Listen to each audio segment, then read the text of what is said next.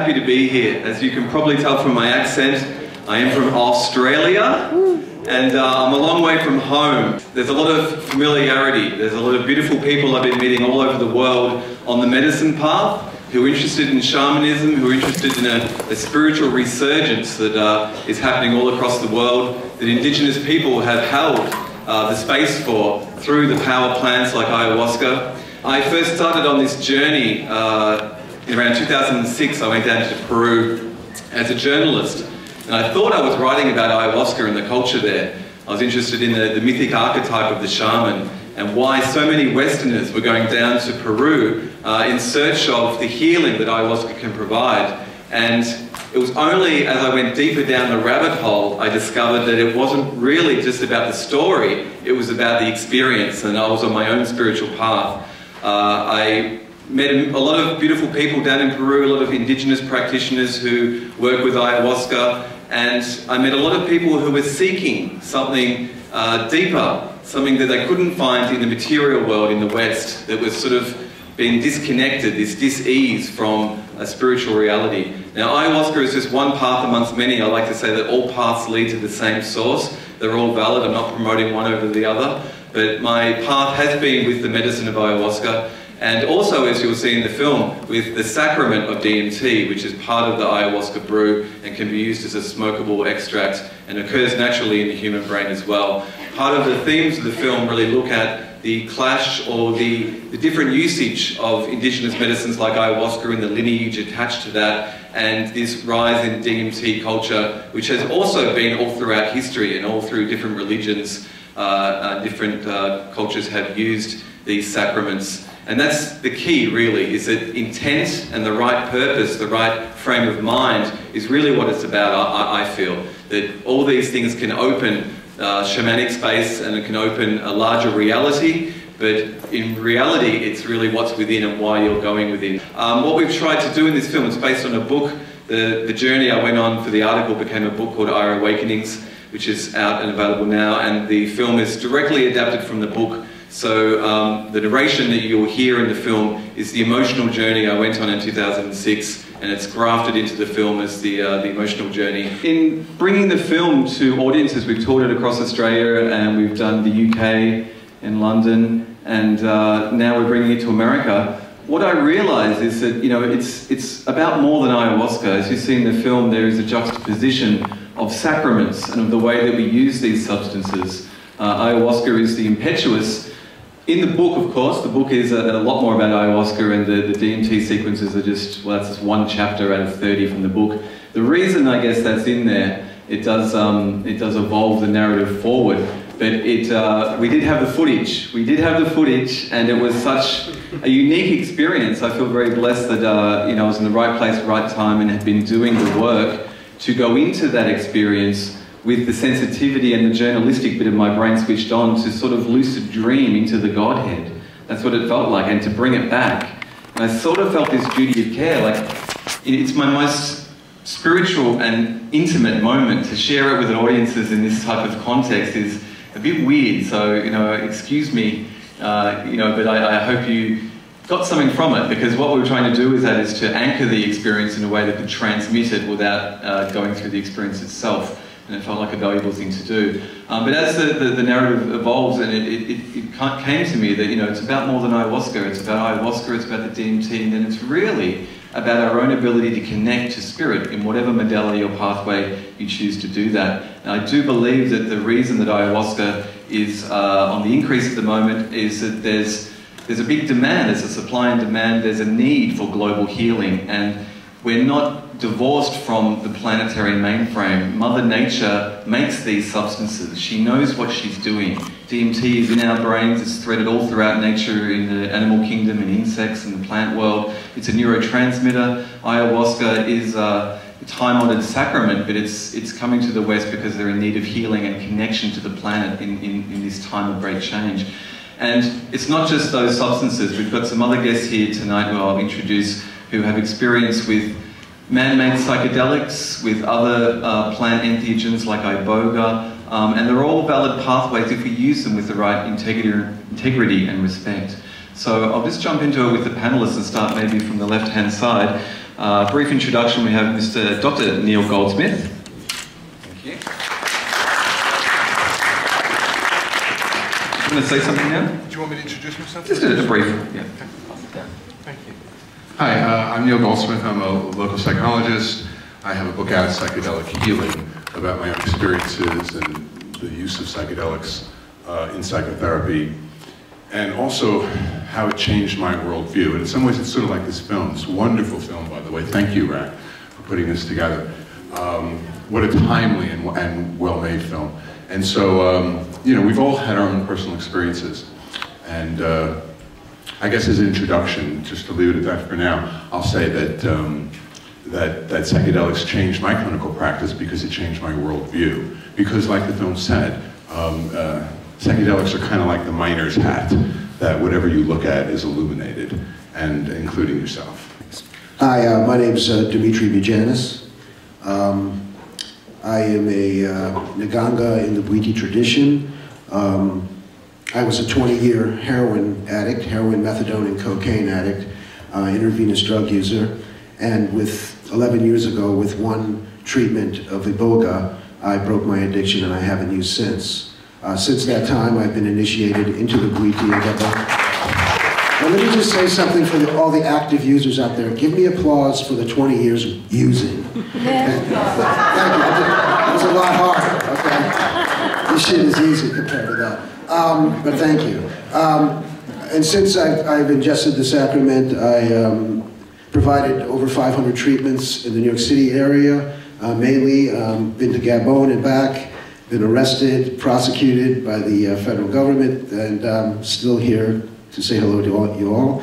And it's a very clear, direct path how entheogens changed my life, particularly Iboga.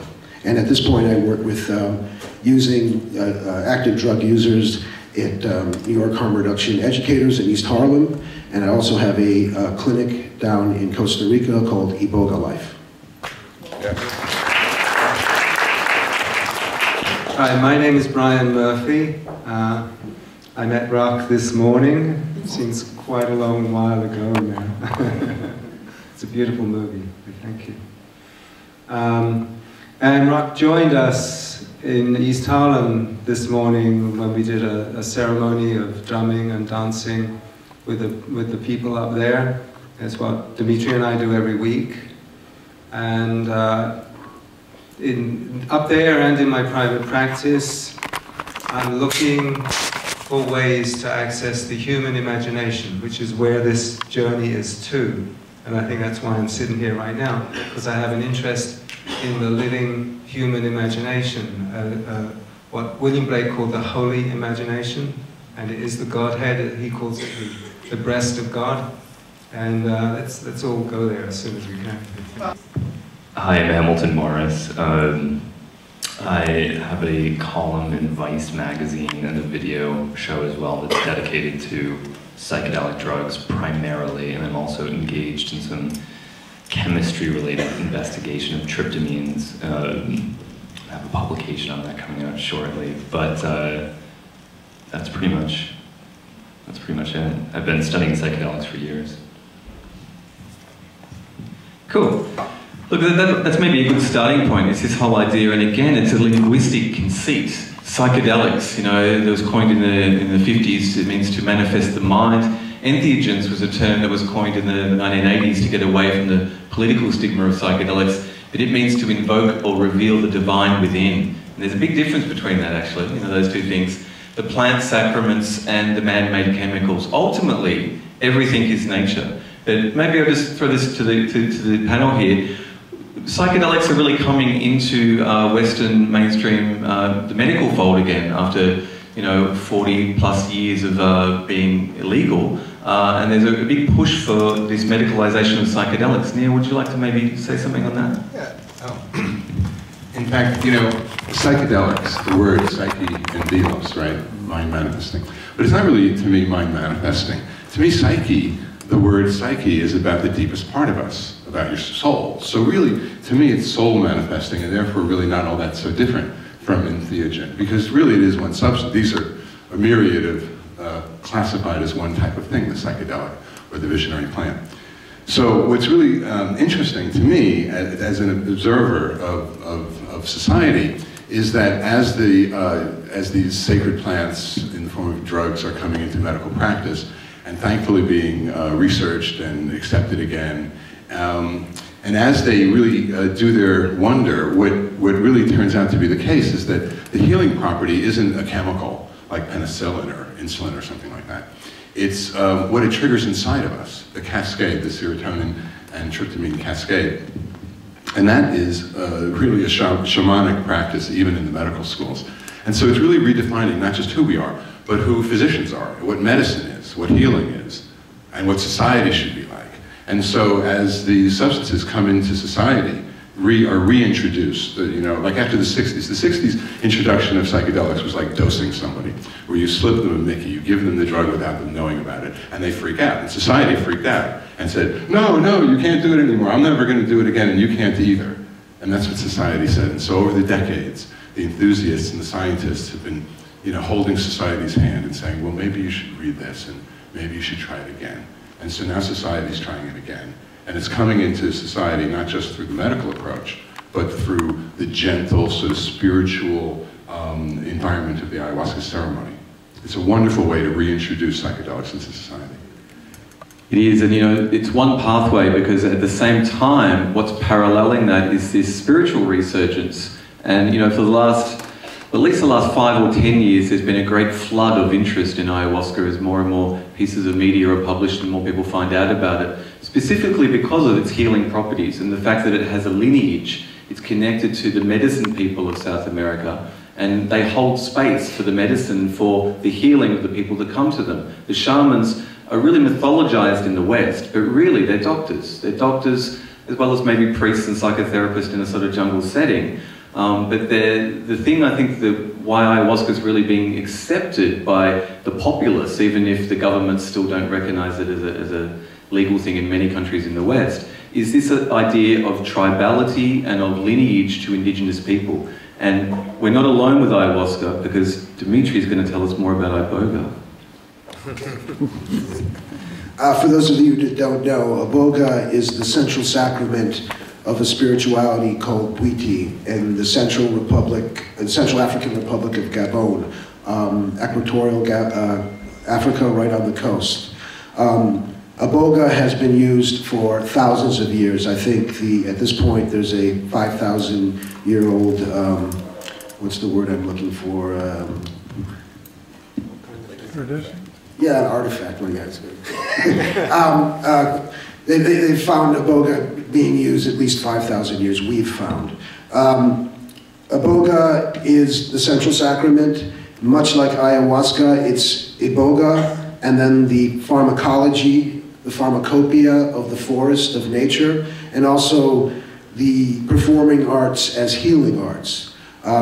This has been going on for thousands of years in Gabon.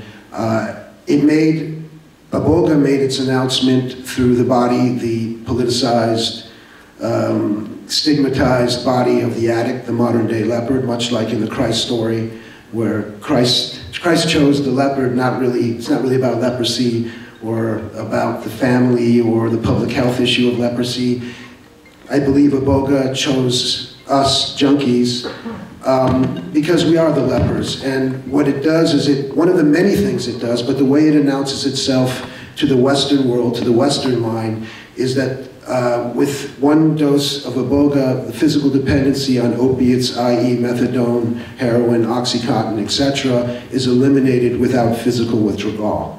So that was the miracle that I witnessed 11 years ago. There's a strong shamanistic tradition. There's also in the last 20 years, due to mainly the work of my mentor, the late Howard Letzoff, there's been a growing sort of clinics, in quotation marks, mainly in Mexico and Central and South America, that have taken out, for the most part, the shamanistic spiritual context. I was fortunate enough to go back to Gabon after doing sort of a secular practice in New York City in hotel rooms and motel rooms, and be initiated, and I've gone back several times. But I think that it's an interesting question. how are these medicines going to fit into a Western medical model, or if they can, or will they change the Western medical model? Are we trying to squeeze a square peg into a round hole? Frankly, you know, even watching this movie, it brings back so much. It's so evocative. He did an amazing job. But I wonder, do we really want to trip with doctors in the hospital wing? I mean, if we look at that model of Western medicine, is it really a goal for us to try to put it into this model? I don't know. It's the skinny part of the wedge. It's the skinny part of the wedge? It's the skinny part of the wedge because, you know, medicine, the research that's going on now, the last research to stop in the first wave, and the stuff that's started up first now, is using psychedelics with the dying. Not on their deathbeds, but, you know, to bring them to ease the anxiety associated with end of life. So that's, how can you say no to that? And then, well, how can you say no to medicine? Well, how can you say no to therapy? Well, how can you say no to spiritual practice? Well, how can you say no to individual spiritual practice? So, and then, of course, society has changed at every one of those steps, making it easier to open up to the next step. Yeah. Brian, as you mentioned, you know, I met you today at yours and Dimitri's practice up in Harlem. We're looking at this idea of integrating into the medical fold, the idea of psychedelics, or even beyond the catalyst of a psychedelic substance, this whole idea of shamanism, or this whole idea of a practice which helps people get in touch with themselves. And I was really blown away in a really beautiful way, because Brian's office is covered with all these sort of like God forms and pictures of, you know, saints and all these different religions and artifacts and catalysts for people that we did a ritual, I guess. Maybe you could explain. So what I'm interested in is not just the sacraments and the psychedelic type of sacraments, it's also this deeper idea of how shamanism itself as a practice can be integrated into the modern world. And I think you're really good at that. Oh, thank you. Well, somewhere around like some century, was it the 16th, was it the 10th century, the people who came from my bucking part of the world decided that power was more interesting than what we were seeing on the screen. I had no idea how a human being could come like to that conclusion, but we came to that conclusion, and then we conquered the world. And we fucked it up, and now even the weather can't be straight, right? Even the weather. So it's time we start to get back to our own hearts and our own souls, and it's time we start to, you know, respect trees and insects, and get back to ourselves and get back to spirit. So Blake said that the holy imagination is infinite and eternal. So we haven't lost it. It's with us, just like it's with the shaman in Peru. It's like right here, and it's right now, and we can just like, you just have to knock at the door to get access. And that's what all these, you know, tricks and substances and stuff is about, right? It's about knocking at the door and saying, please let me in. So, like what we did this morning was we sat down with somebody, and let's see, I was doing one rattle, you were doing another rattle, you were the drummer, and that person decided he wanted to explore him, and like a little bit of guidance, yeah, is needed.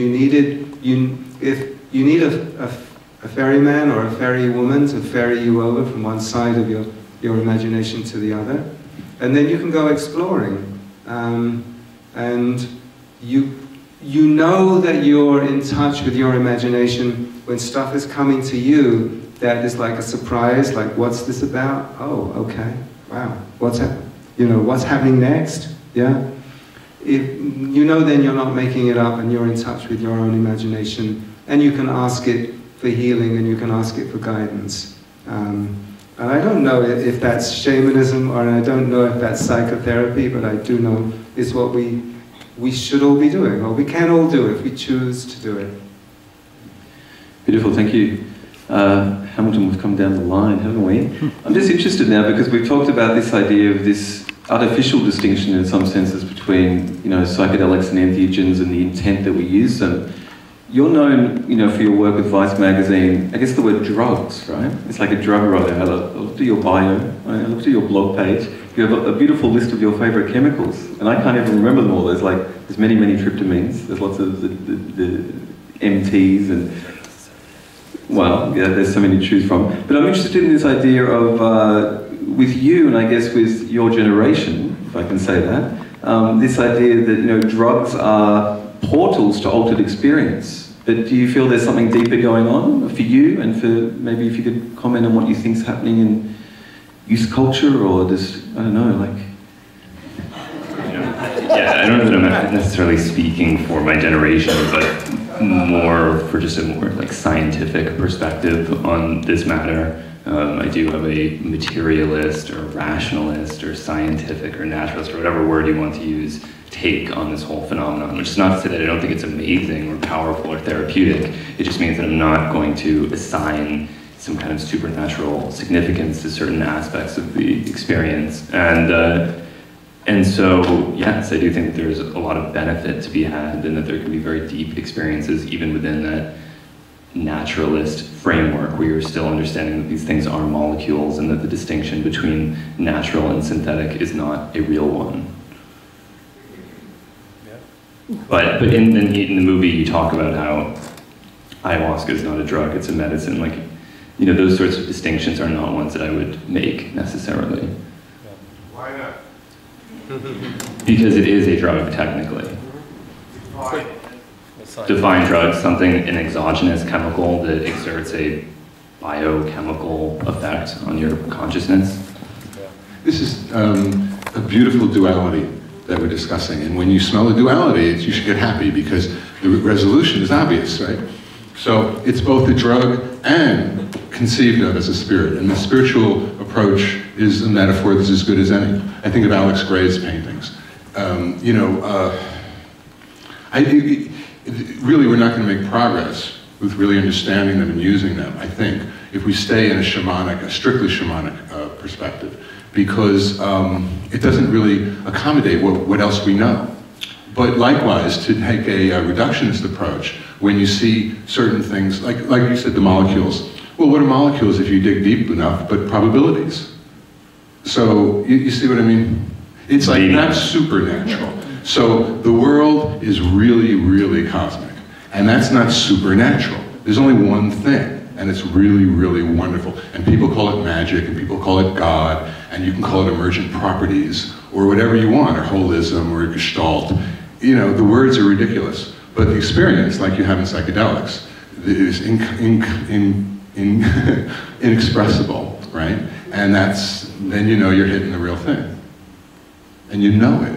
There's kind of two ways of knowing. You can accumulate facts, or you can kind of have a direct experience, which is then confirmed by, interaction with others who have that as well. Sure, and I don't think that any of this is mutually exclusive either. That's the main thing. I don't think that being a drug is a bad thing. I think culturally we've decided that drug is a bad word, but scientifically it's not a bad word. It's just a exogenous chemical that's exerting some effect on your brain. It's not bad. It's just a thing that exists. And I think there is such thing as materialist mysticism, and that you don't need to abandon science in order to be in awe of reality. And in fact, I think that science can make reality that much more powerful and that much more interesting to investigate. One of the other ayahuasca commentators, Steve Bayer, who wrote the book Singing to the Plants, had this conversation with me once. He was saying that in the indigenous cosmovision, their understanding of what they call medicine isn't the same as what Westerners call medicine.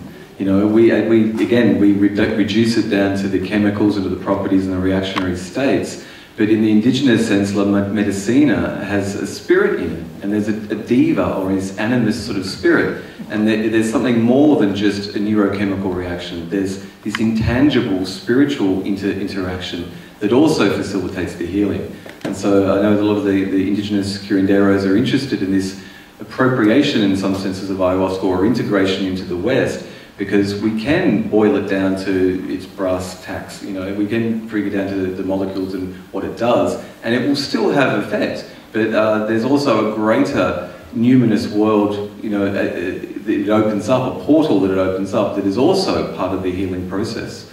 And it's interesting that dichotomy we've been talking about.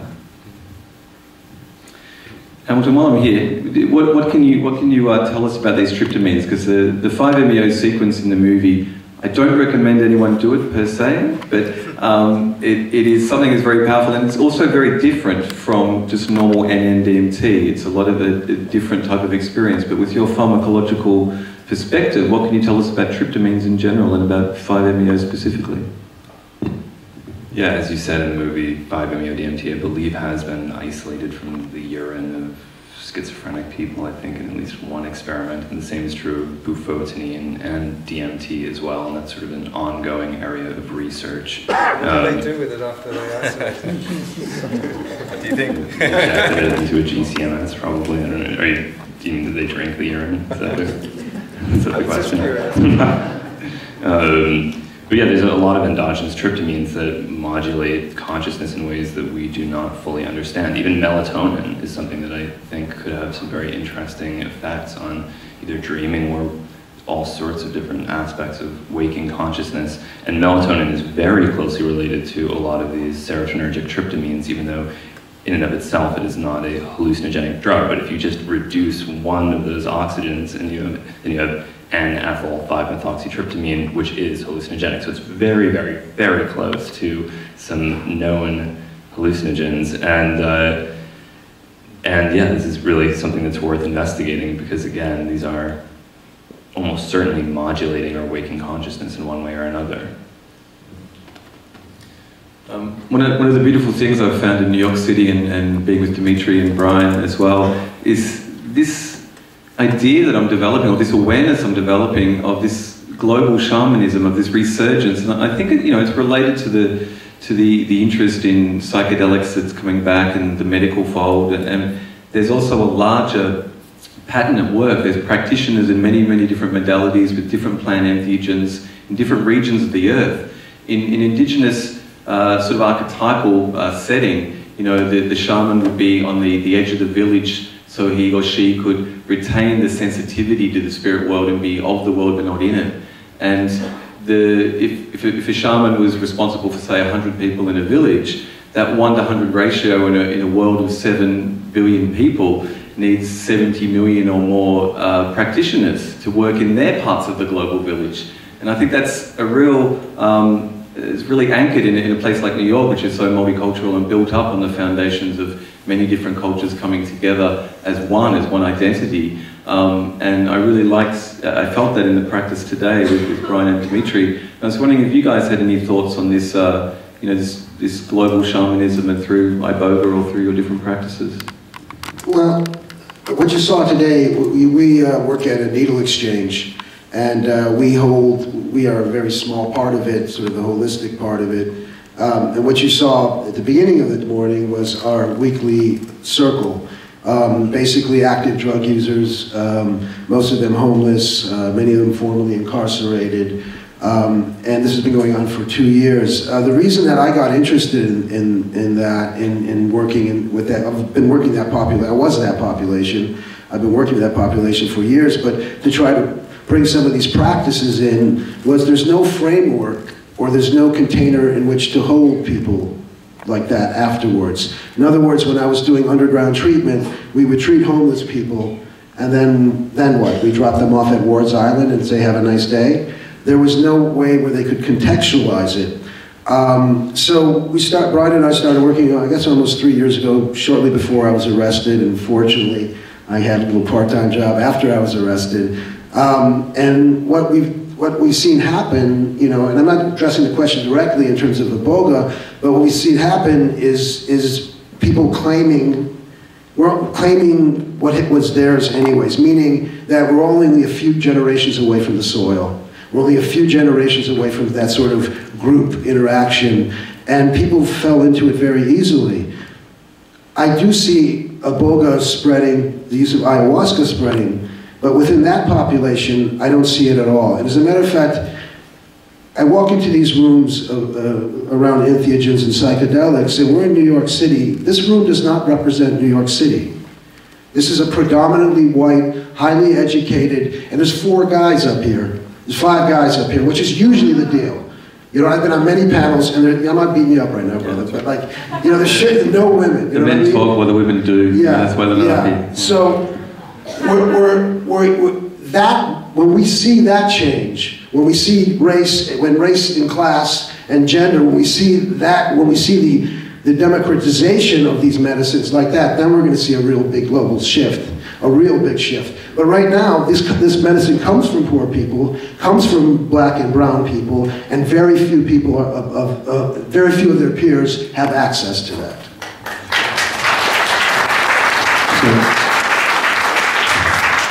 I can say a little something about what the medical school research teams do, which is, you know, until the mass happens and the reshifting, and it's really grassroots and everywhere, the small isolated efforts. Well, how do you train the trainers? I mean, if you follow the research, the results are coming in positive, and you know, there's more and more studies being funded. There's a wonderful group at NYU here, and also at Johns Hopkins is a very strong group that's doing just lots of different studies. They've got funding, they're getting great results. Okay, so what are they getting? They're getting, you know, residents from the local medical schools want to come in and study under them, and when they get out, then they want to go practice, right? Well, they can't exactly yet because it's still illegal, except, oh, by the way, I don't do psychedelic therapy. I really want to make that clear. I don't, you know.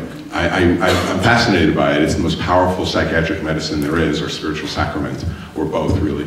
You know, and I so benefit from it personally. I take them and I share with my clients my insights and perspective, but I can't give it. I can't sit on stage here and be lying about that. So, you know, please don't email me and ask me for that. But do email me otherwise. Anyway, what I'm trying to say is that the research teams have now a sort of a great problem. It's a success, you know, a problem of success.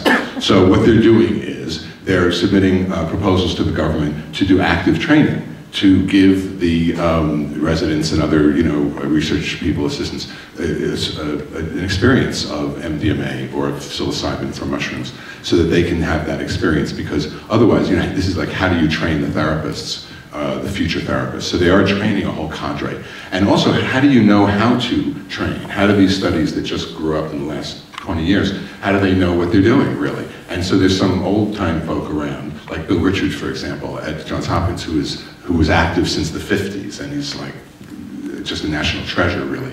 But there's very few Bill Richards, and so what they've done is they've opened the doors to underground therapists to come in and quietly advise the projects on how to structure these sessions and, you know, what they've learned through grassroots experience. And they've taken, you know, and local shaman and as well.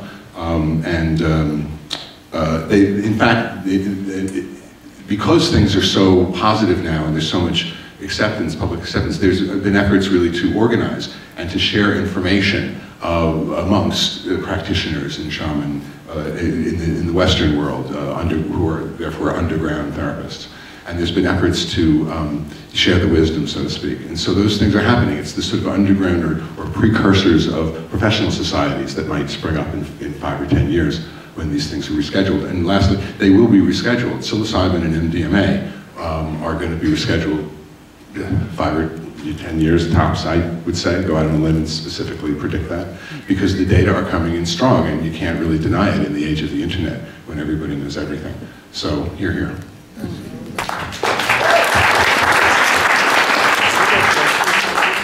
We're actually going to have to wrap this up. There is a 9:30 session that's about to come in. I just want to say something about first of all, the line to purge was so long when I got out of here.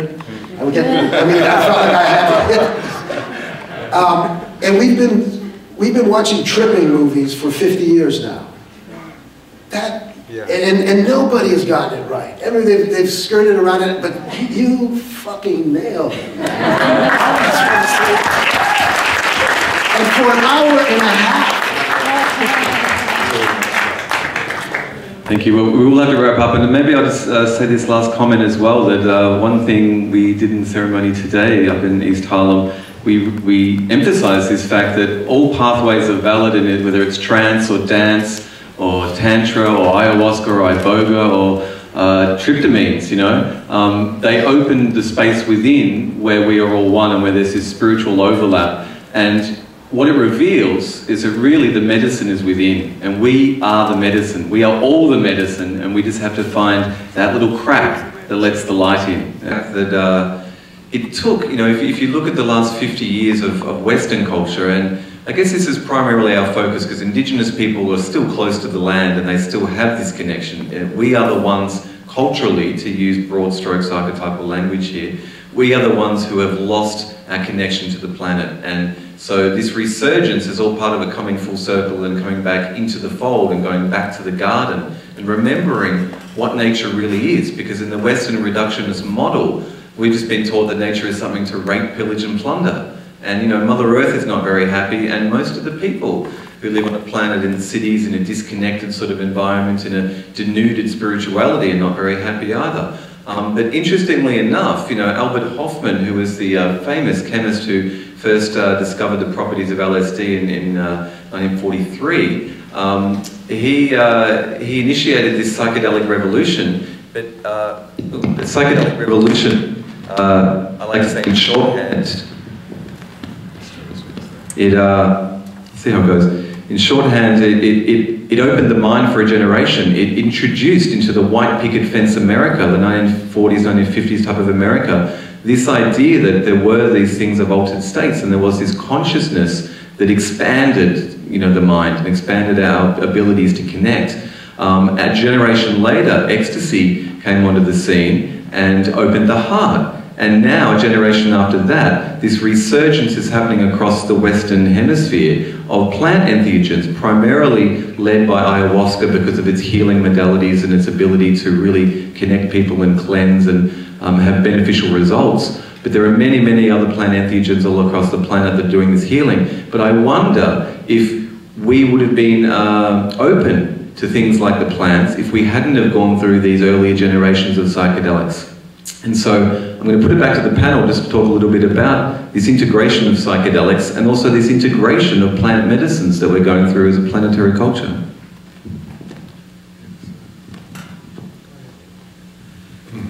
You know, you were talking about introduction to the 50s and 60s, and those folks had never, of course, experienced psychedelics.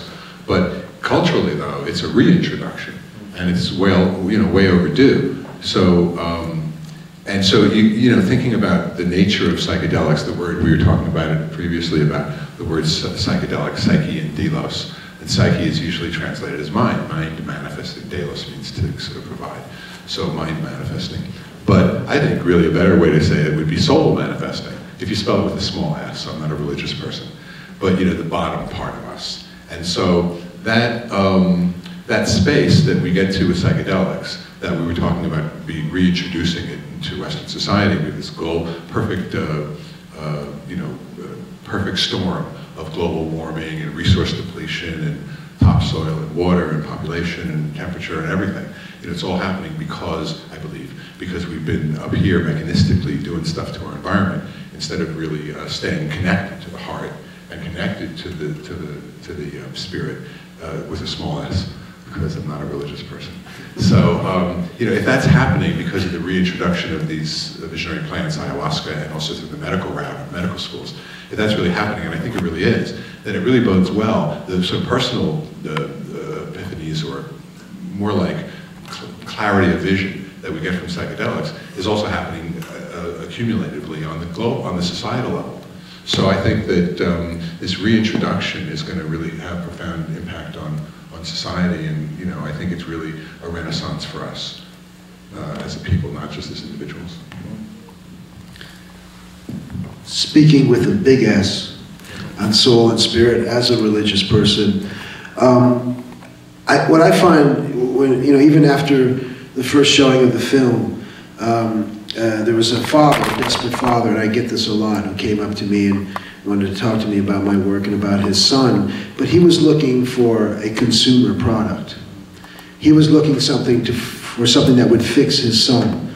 So there is a reintroduction of this medicine, but I hear people talking about ayahuasca and I hear people talking about peyote and other sacred plants in Iboga, but they're still using the language in the context of capitalism and a consumer society. Especially in the Iboga world, I'll speak about the Iboga world. And Iboga just isn't for people who are addicted. They don't have heroin in Gabon, they can't afford it. But people look at it as the cure to addiction. And you know, as a psychologist, that that's just not simply how it works. So what I see in the Iboga world is, as we get into the second generation of the Iboga world, and Ibogaine in the West, I should say, that folks are starting to realize that you just don't take this, you need to work with it. It is called an initiation because it is a beginning. It is not an end. Heroin, and God bless the poppy because it saved me for many years, and I love heroin. Heroin is a consumer product.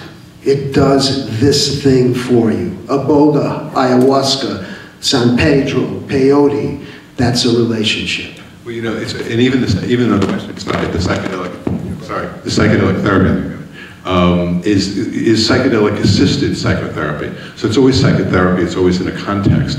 And if you look at the data, they show that, you know, those people who have the spiritual or religious experience. I'm not a religious person, but I'm a spiritual person. So, you know, the people who have that peak experience, or the spiritual experience, if that's the way they contextualize it, are the ones who have the research effect, who either give up drinking or lose their fear of death, or have repression with their partner, or whatever the variable they're looking at, tends to be significantly correlated with if you have that sort of peak white light, you know, ego death, religious quote-unquote experience. And if you don't, you can have an effect, but it's usually not as strong, and it's not, you know, not as strongly correlated.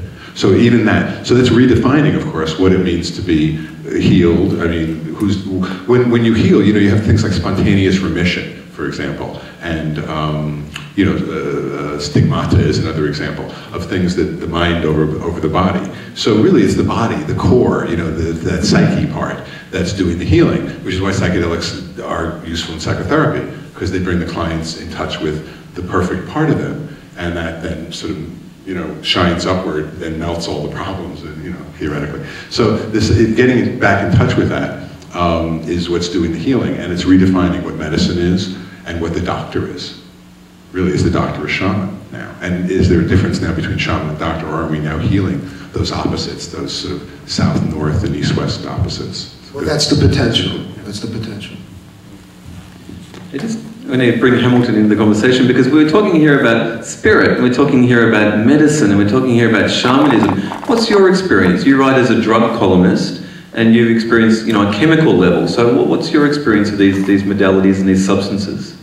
Well, yeah, I generally have a more skeptical view of this sort of thing, and I think the distinction that you're talking about, saying that these drugs are not consumerist products, is a very delicate thing, because that can just as easily become a sales pitch, and that's sort of what you see a lot of the time, where people are saying, oh, this isn't a drug, it's a medicine, this isn't a product, but you have to, you know, buy tickets to my retreat in Peru, and then, you know, rent some time in this hut, and, you know, pay everyone a huge amount of money, and then you're having an authentic experience because you paid this amount of money to travel to this specific location, and what it really becomes is it's drug tourism, which isn't inherently bad, but it is selling an experience, and if you romanticize this experience in a certain way, it makes people very vulnerable to being exploited, and you're seeing more and more of that. And maybe it's because I'm skeptical that a lot of people contact me who have had negative experiences with shamans in South America, and so just my cautionary advice is to not just elevate these things because you associate them with some authenticity, or you think that they're somehow different from LSD or other psychedelics, because as soon as you buy into that mentality, you really open yourself up to being exploited. But that's not to say that there isn't a long tradition and that these spiritual experiences in South America can be healing and transformative and extremely valuable, and that they can't be appreciated by people with a materialist, naturalist, scientific understanding of the experience. I got to agree with you on. I've got to agree with you on 90% of what you just said, because people are incredibly vulnerable when they come to these medicines, these products. And I wasn't saying that there's a specific road. The road is varied. We're living in a culture where the benefits of living in this culture can be exploited for healing. So whether it's a therapeutic approach, whether it's a mind-body-spirit approach, whether it's a religious approach, but I totally agree with you. There are this word shamanism is thrown around like water. Anybody can be a shaman, and what the fuck does that mean? If you hear shaman, for the most part, fucking run, okay? If you see the shaman on the road, kill him. Yeah, kill him. No, I totally agree. There's an industry that's growing out of this. Everyone is looking for authenticity. Every experience is authentic. And the experience that we want as Westerners, the authentic experience, by our mere presence, makes it an inauthentic experience. But it's authentic anyways. I totally agree with you. What I'm saying is that it's not the end. At least in my experience with addiction, it's not the end. It is a beginning, and what happens after we take these medicines, I'm sure you can attest to this in your private practice, when people have come, to you after they've taken the medicines, and the plasticity and the possibilities that emerge.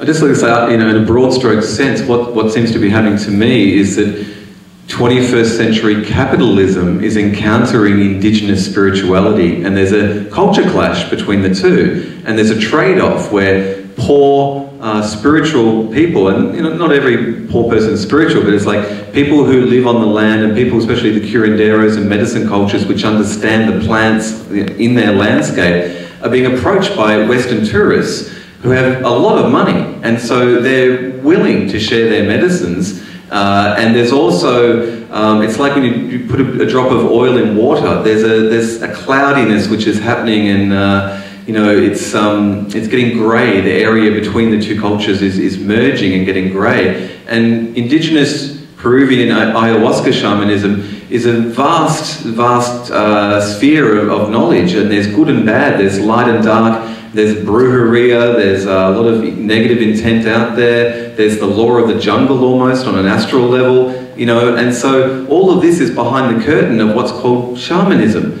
And so there's also a racism inherent, a subtle racism inherent in that idea that the other is going to heal you. When we were saying in the earlier session, ultimately this is part of the medicine of ayahuasca. It can work to heal your physical ailments on a neurochemical level, but what it can also do is make permeable your unconscious into your conscious mind.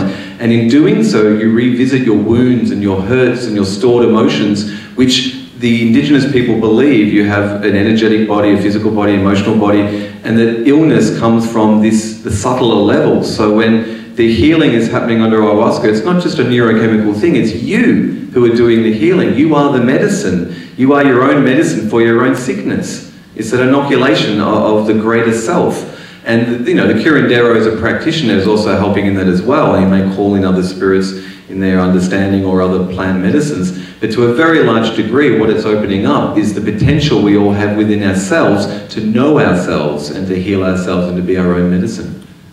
And so if that's the intent, and we're looking for curanderos or what have you, or in the West for psychotherapists, the real condition, or what we're looking for, isn't so much like authenticity of some cultural background, because that's what we're looking for, is authenticity of spirit, of emotions, maturity really. Somebody who's altruistic, and then of course the knowledge. And you can be well-intentioned and still screw it up. So the knowledge, we don't really have here in the West. We have some of it, the technical stuff, but the background, the context that evolved over millennia is what you get from the tribal environment, from the jungle. And that, I think, you have to translate. I wrote an article called The 10 Lessons of Psychedelic Psychotherapy Rediscovered, and talked about things like set and setting and dose and other things like that, each of which had an antecedent in tribal knowledge that had been won through sort of trial and error over the century. Trial and error is basically sequential controlled experiments. Instead of doing it all at the same time, you do it over centuries, and you accumulate the same knowledge. So we can, benefit from that context. And when you take, the person down to South America, like you said, or into the tribal context, it's really not going to work, because the personality isn't really a good fit for the culture. And when you take that drug, the ayahuasca or some of the drug, and bring it up, you know, quote, to the north or to the west, again, it's going to be abused. Most likely it's going to be highly concentrated by the chemists, the mechanistic chemists in the West. And so instead of having opium, you're going to have heroin, or instead of having, you know, coca, you're going to have cocaine. And so, you know, the transition from culture is difficult. But we have to go through it anyway, because we're going through an integration where those dualities are going away, where we're transcending south and north and east and west. And it's a good thing. These are just sort of like our birth pangs. Stick with it. I'd like to bring you into this again. So on a neurochemical level, what do you think is happening in the ayahuasca experience may be different from the DMT experience? Have you partaken of both substances? Yes, I may have. Yeah, I think the beta carbolines are going to add a component to the experience that doesn't exist with smoked DMT. The DMT aspect is substantially the same, but harmaline, all of those compounds are psychoactive in and of themselves. I don't think they're particularly pleasant, and I don't think the effect is desirable. I've taken both the isolated pure compounds and the ayahuasca vine, because it's not just the vine. There's a vine and there's also a DMT-containing leaf. And if you just have the leaf, it's not orally active. If you just have the vine, it is active, but it's not like ayahuasca. It's this deliriant, incredibly nauseating, unpleasant experience that I think is generally considered undesirable. William Burroughs said it was indistinguishable from weed. So yes, it adds this sedative, nauseating, I find unpleasant component to DMT, which can be a sort of clean, otherwise very clean, transparent psychedelic experience on the body.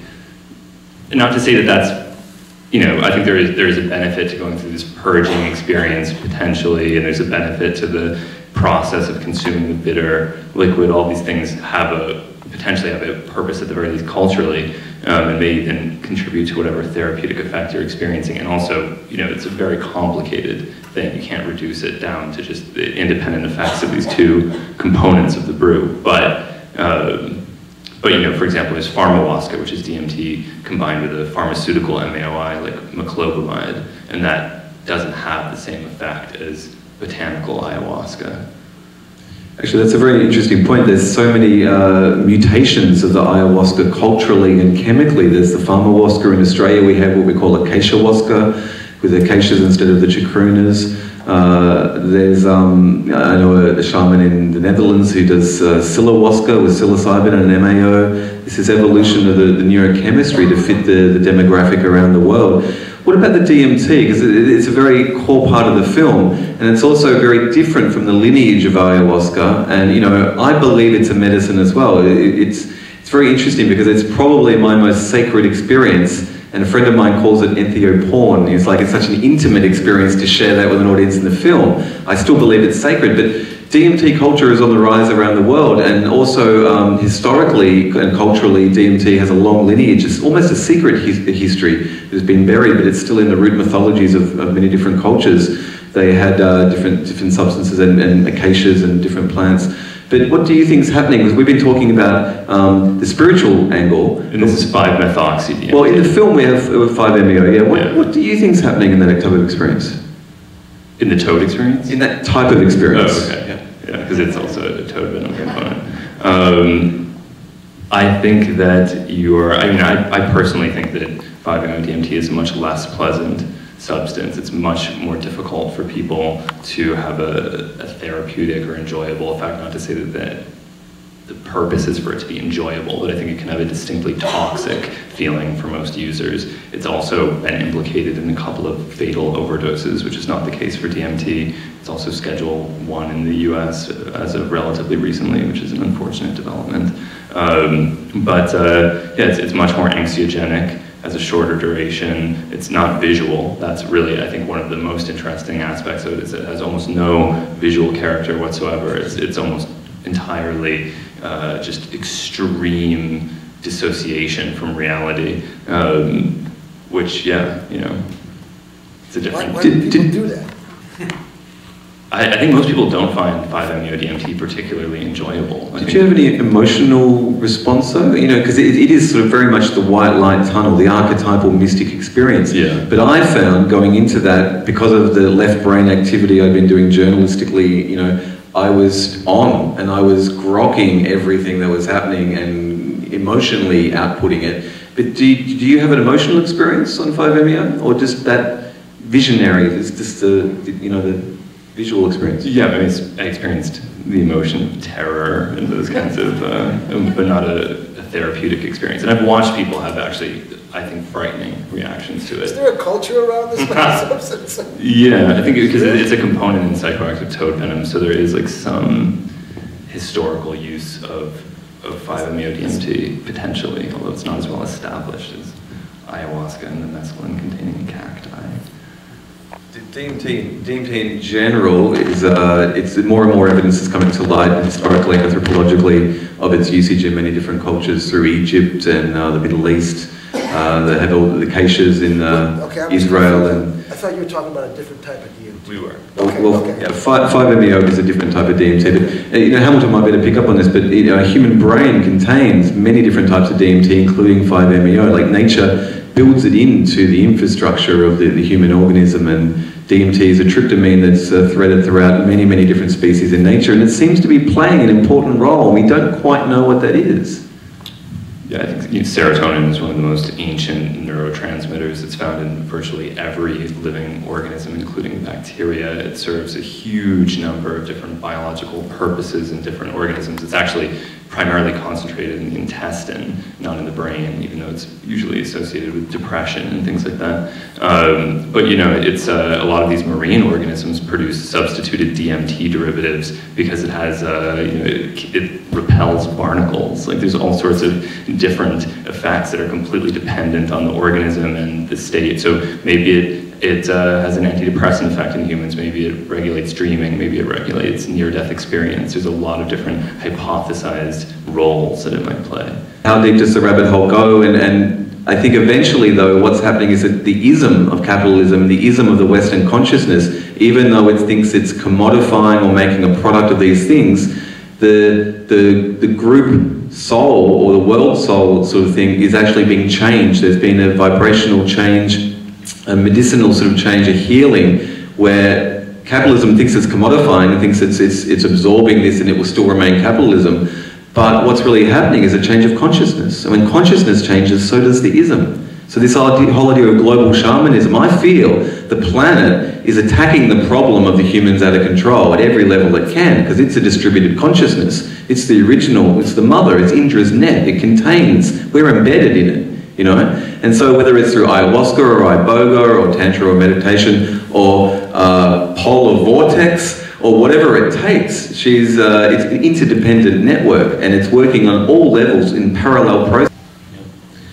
Well, to get back to integrate that, so there's that type of level to it, but this idea of not just medicines, but tools for the spirit, to open up the spirit. Now, what my understanding is, in a more of a spiritual sort of take on this, is that the planet herself secretes what some psychedelic sort of philosophers like Terence McKenna have called exopheromones. Like she secretes substances to be consumed by other species. It's like a cascading effect in the species gene pools, where it seems when she wants to communicate, she does so neurochemically, and she gets different species to take different things to plug them into different type of aspects of her nature, and to then reverberate through the web of life. So it's a very interesting substance. But maybe Dimitri could talk a little bit more about Iboga, because Iboga is probably the next predominant entheogen that is being really taken up by the West after ayahuasca.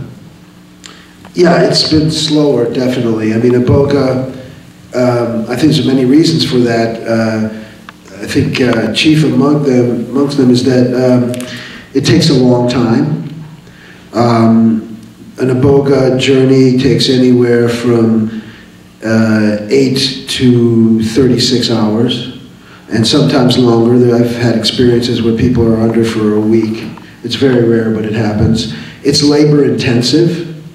As opposed to one shaman or practitioner administering to 10 to 20 people.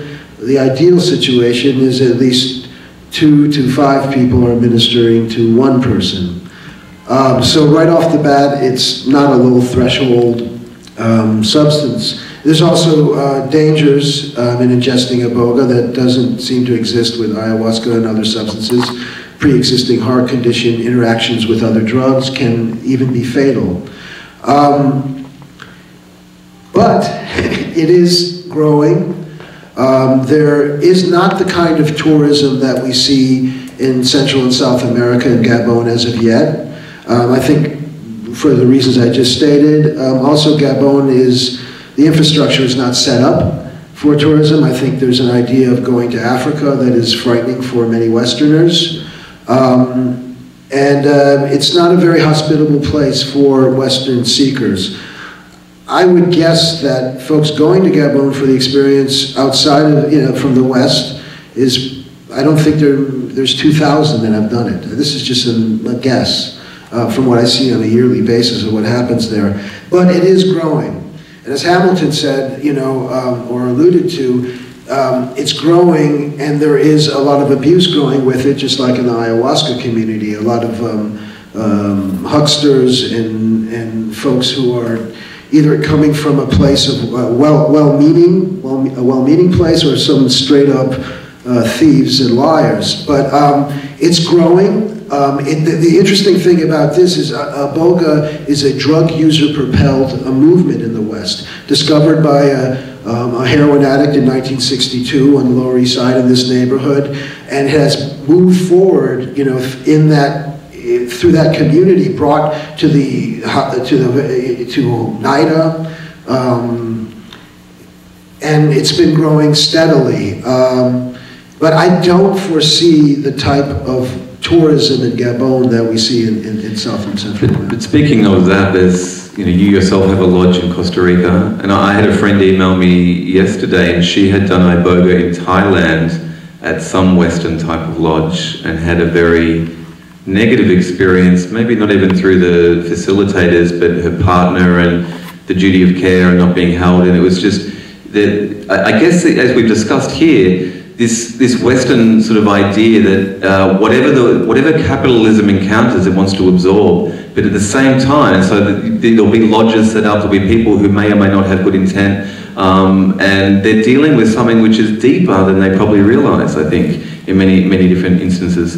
And yeah, how deep does the rabbit hole go? And I think eventually, though, what's happening is that the ism of capitalism, the ism of the Western consciousness, even though it thinks it's commodifying or making a product of these things, the group soul or the world soul sort of thing is actually being changed. There's been a vibrational change, a medicinal sort of change, a healing, where capitalism thinks it's commodifying and thinks it's absorbing this and it will still remain capitalism.